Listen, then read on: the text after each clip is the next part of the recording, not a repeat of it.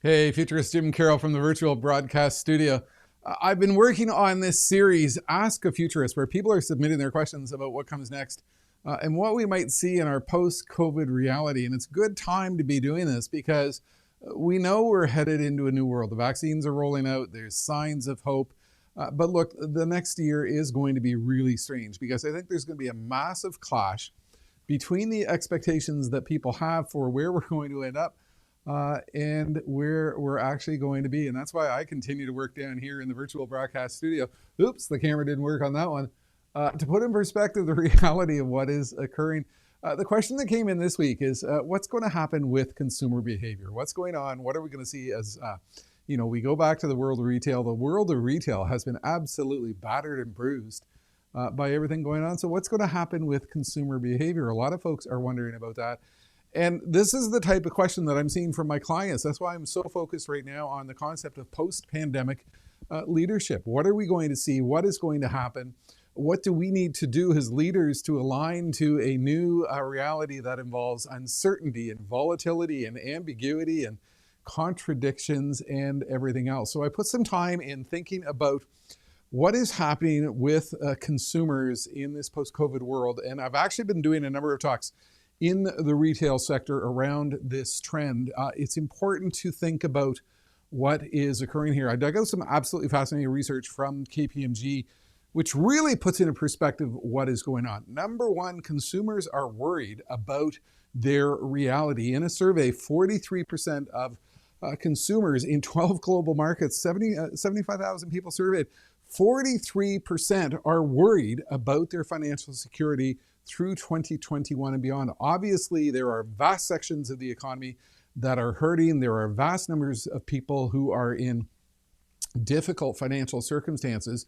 And this is going to have an absolutely overwhelming impact on everything that occurs with consumer behavior, retail, and every other type of consumer activity going forward. You can't have this type of situation unfold and not have a lot of uncertainty with spending.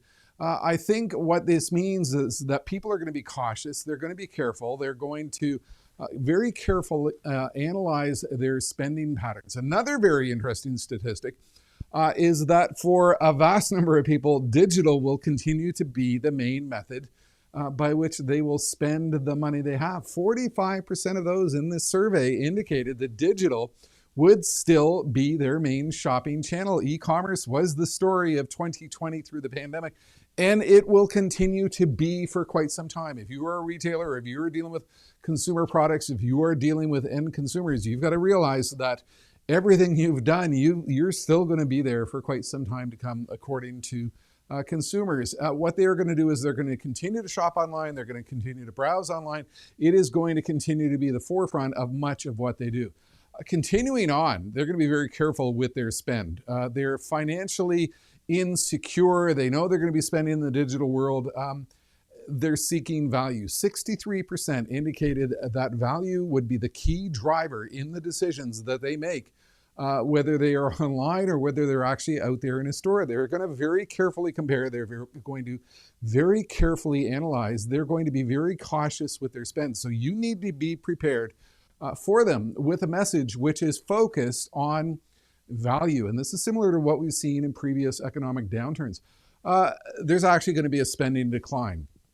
Obviously, if they are concerned about their spending, if they're being cautious with their dollar, we are going to see a decline in spending over the next 6 to 12 months. 1 out of 5 people indicated they would have less discretionary income for their shopping needs. And so what we are going to see is not really a rush back to massive growth patterns in the sectors that have been hurting. Yes, we know some sectors, everything from gym equipment to home renovations, you can't buy lumber for the life of you. We've seen massive price inflation in some sectors, but in other sectors, caution is going to be the watchword. Continuing on, a lot of them are going to, focus on making sure they put money and keep money in their wallet. They're going to prioritize saving over spending. So I don't think that we can presume that there will be this massive rush back to spending. These are real numbers from 75,000 individuals in 15 countries, which really indicates that the road back is going to be a bit of a challenge. There's other interesting statistics I dug out during my research. Clearly, people have discovered new local through the pandemic. We're all at home. We're all stuck in our basement. We're all stuck in our houses, and we've all had to source product everywhere we could. 35% of consumers in another survey have indicated that they have tried out new local retailers. And this has, very significant impact for small business, for entrepreneurs, for those who are preaching a sustainability message. How do you capture them? How do you maintain the momentum with this? You can capitalize on the fact that you've developed a lot of new relationships that you can focus on as you go forward. So if you're a local retailer, maximize this opportunity. Make sure you are doing everything you can with social media challenges, mapping technologies, everything to make sure you can keep, retain, and attract this new local shopper. Percentage of consumers who are buying from different brands, the concept of brand loyalty has gone out the window. Those who indicate they are less inclined to shop for the brands they love, 45%. People who are buying from more brands than they did pre-COVID, 36%. The whole idea of brand loyalty seems to have gone out the window with COVID, and we can expect this is a trend that's going to continue as we go forward into a new future.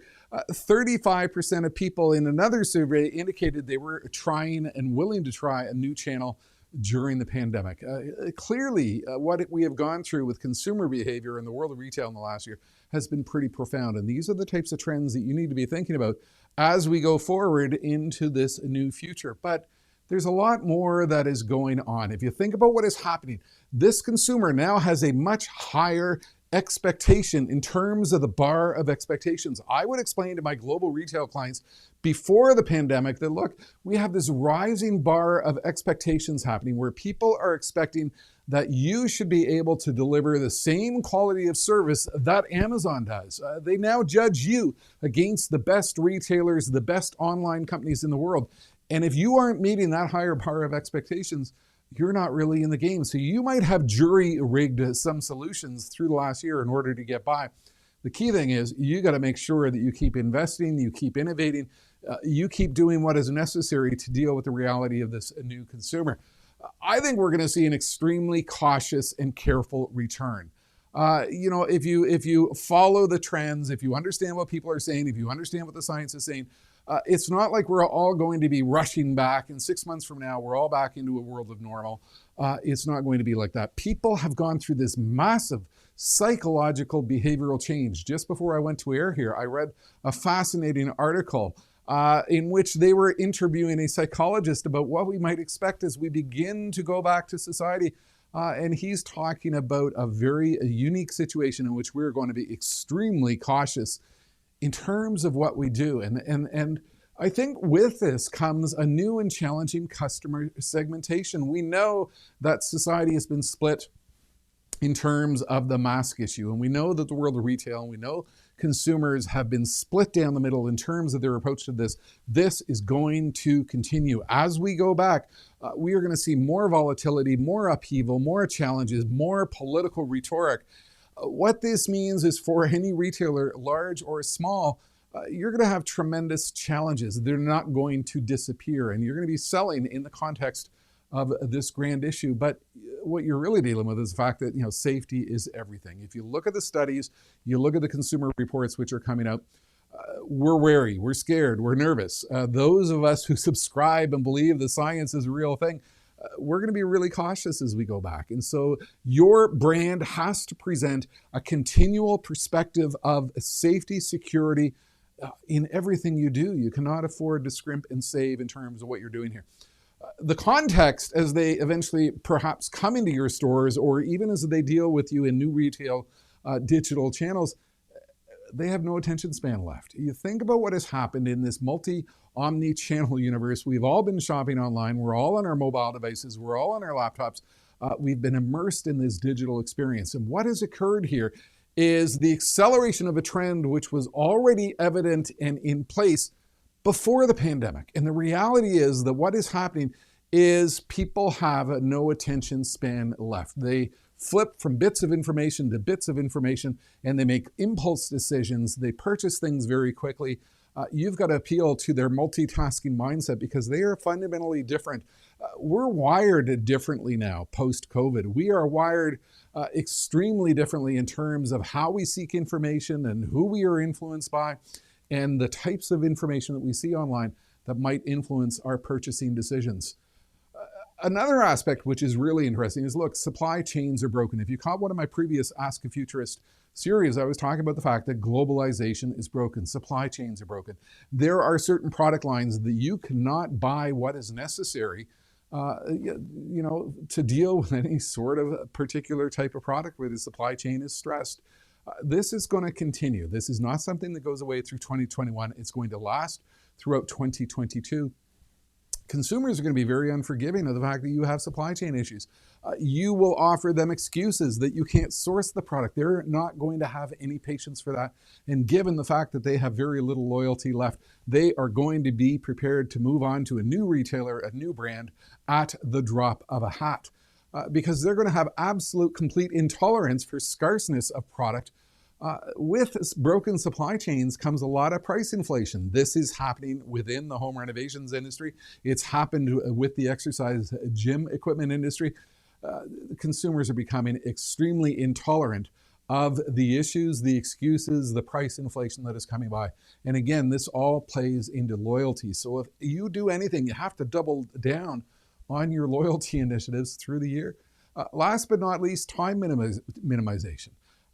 As we go back, we're going to be standing in lines. We're going to be dealing with complex safety issues. We're going to be dealing with very complex situations in terms of what might come about in the world of retail. And I think what's going to happen with the consumer is there's some talk that smart brands, smart chains, smart stores are going to set up concierge type of shopping systems where you can book an appointment to go into the store to get your shopping done, just as we're booking appointments to get our vaccine. If you can provide a scheduling system and build a new relationship with your consumer based on some sort of scheduling technology, you might have the golden ticket for success in this new and complex world. That's the type of thing that I'm covering down here in the virtual broadcast studio, particularly when the cameras don't work. I've got this great, big, glorious studio space where I'm focusing on the trends which define our future. And you can send in your own question. Visit ask.jimcarroll.com.